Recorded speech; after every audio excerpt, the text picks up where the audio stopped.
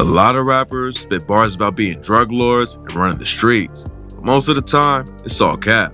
That's what makes the story of the Black Mafia family so wild. Most people thought they were just flashy promoters who party with rappers and flex a lot of cash. But behind the crazy whips and mansions, BMF was actually running one of the biggest drug rings in US history. And today, we're breaking down how they reached the top and came crashing down. Demetrius and Terry Flannery, aka Big Meech and Southwest T, came up in Detroit. While they were growing up, they saw their parents constantly struggle with poverty. They would get their power shut off and relied on food stamps to feed the family. And eventually, money issues caused Meech and Terry's parents to divorce. At the time, Meech and Terry were still in high school.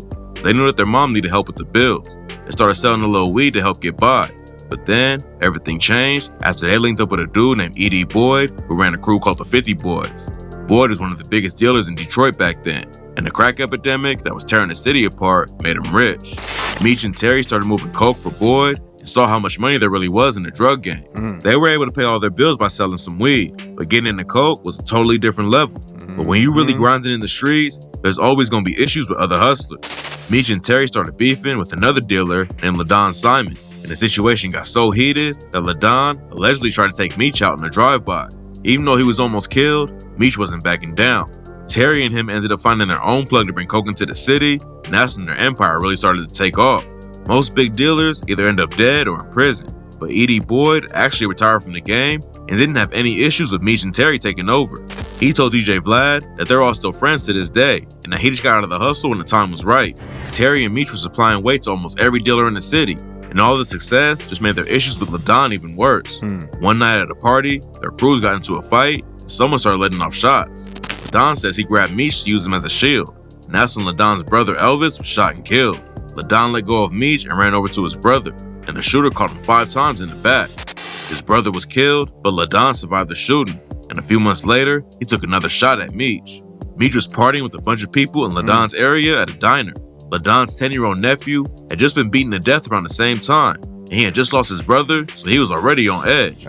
It's not clear exactly what went down that night, but LaDon allegedly pulled his gun and shot Meech several times. Getting shot makes a lot of people switch up how they move or leave the streets behind completely, but Meech was back on his feet just a few days later and went even harder into the drug game. But just taking over Detroit wasn't enough for him, and in 1990, he moved to Atlanta to expand the empire. While Terry stayed back in Detroit, Meech went to the East Coast and started taking over. Instead of rolling into Atlanta, trying to push out all the dealers in the city, Meech went to all the clubs and started flexing tons of cash. Everyone saw him stunning, and that's how Meech met all the major players in Atlanta. Meech didn't resort to violence to take over a new city. Instead, he started supplying weight to the dealers who already ran Atlanta. That way, he avoided most of the street drama while bringing in even more money. Back then, Terry and Meech had a plug in Colombia, and the weight was brought into the US on the East Coast around Florida. But after the cops started cracking down on the shipments coming in, Meech moved to LA to find a new connect. Meech found a new plug on the West Coast, and within a few years, they expanded to Alabama, Florida, Kentucky, Louisiana, Mississippi, Missouri, North Carolina, and more. Terry and Meech were already running one of the biggest drug rings in the country. But in the early 2000s, the Black Mafia family went from just a crime organization to a full-on brand. Terry and Meech were always hanging out with rappers, and in the 2000s, Meech created BMF Entertainment as a label and promotion agency. Having a legit company to launder your money through is a smart move, but Meech's lifestyle and the BMF brand is what got the attention of the feds. Yeah, he waited too Terry late. and Meech had been in the drug game together for years, but they always had issues when it came to Meech's partying. Terry was more low-key and knew that flexing all their money could get attention from the cops, but that's also how Meech brought in new business. Whenever he went to a new city, Meech would walk into the clubs and drop 50 to 100K every night. All the hustlers would notice the new guy throwing around crazy money, and that's how Meech would link up with local dealers. Back in the day, it wasn't that big of a deal, but when Meech started BMF Entertainment, he put the spotlight on the whole organization. The BMF brand popped off in the rap industry, but nobody knew where all the cash came from. Meech was flexing his cars, mansions, and even put up billboards advertising the company. Terry wasn't feeling how Meech was moving though, and that's when their relationship started to fall apart. But before BMF went down, Meech got caught up in a double homicide in 2003. In November 2003, Meech was at a spot called Club Chaos in Atlanta. He got into an argument with a dude named Anthony Wolf Jones, who used to be Diddy's bodyguard. And at some point, shots started going off. It's not clear who started shooting first, but Jones and his homie Lamont Gertie were both killed, and Meech got shot in the ass. Meech was booked for double homicide, but the judge let him out on house arrest since the case against him was so weak. By this point, Terry and him were barely even talking to each other, and Meech getting arrested hurt their relationship even more. While Meech was locked up in Atlanta, Terry was still running his business on the West Coast. And during his 34th birthday, a bunch of Meech's goons came through wearing shirts that said, "Free Big Meech." They brought in a monitor so Meech could address the party, and by the time he was done talking, the situation allegedly got so heated that both sides had their guns out. Luckily, nothing too serious went down at the party, but the end of BMF was getting close. The cops had been trying to investigate BMF since the 90s, but they didn't have a major break in the case until 2004. The first cracks in the organization opened up when wiretaps led the cops to a dude named DeCarlo Hoskins. Hoskins was a pretty small-time dealer in Atlanta, but he flipped on two brothers named Amari McCree and Jeffrey Lear, who were both in BMF. And when the cops put a wiretap on them, they discovered that Amari was a high-ranking member of BMF and that Meech really liked him. The cops used the wiretap to pick up Jeffrey while he was transporting 10 kilos of coke. They let him go that day so they can gather more evidence from him. And that's when Jeffrey and Amari tried to do the race. Eventually, the cops found both of them, and that was the beginning of the downfall. People all up and down the organization started to flip, and then the cops got their biggest piece of evidence yet, a wiretap on Terry's phone.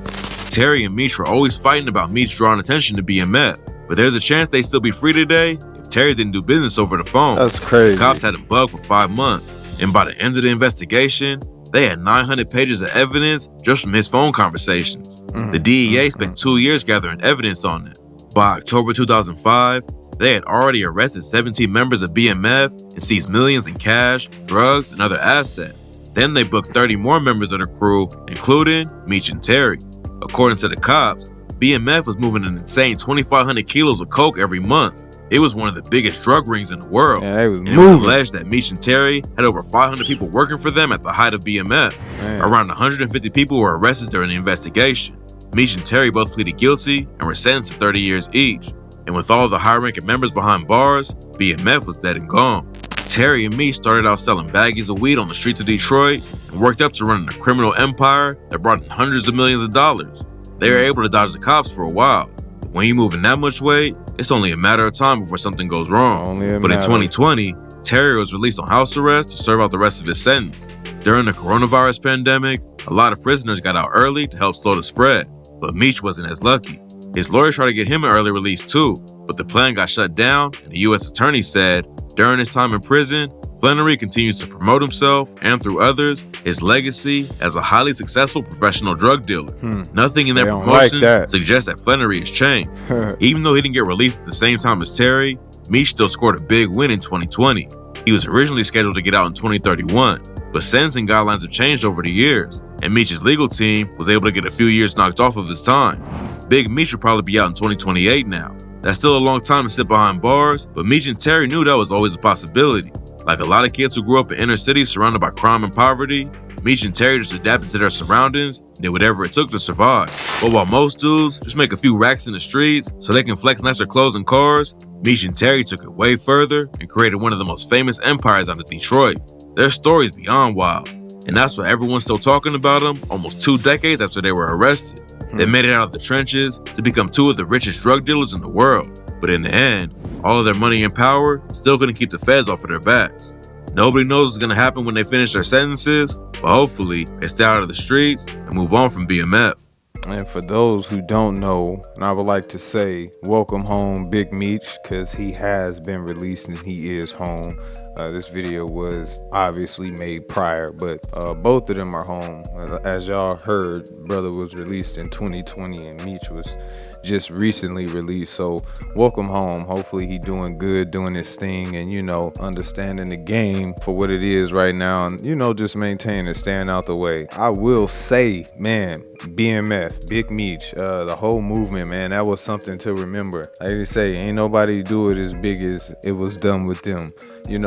Terry was so worried about Meech and all his flashiness, and still to this day, that's like one of the codes I kind of, you don't want to be too flashy. It was at one point in time I used to be a little bit more, but now it's like, man, no. So, but the crazy part is that's not even what ended up getting him caught. It was his phone taps that end up eventually getting him caught. So that's kind of crazy to me. All that talking he would do about Meech, and then he ended up getting tapped for a whole 5 months. It gave up pretty much the whole organization. I'm not gonna say that that they wouldn't have eventually got caught, because I mean, Meech was moving at a big height, at a big rate, and it, like they say, it never lasts. Not like that. I do appreciate his approach with when he would move to different cities and stuff, you know, making, you know, friends the way he did, but that again also brought that attention. So, you know, and I'm big on not having that, you know what I mean?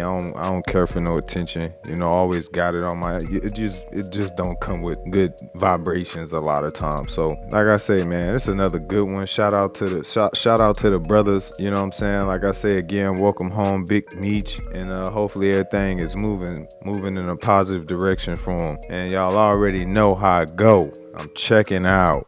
Peace. Yeah. Whoa.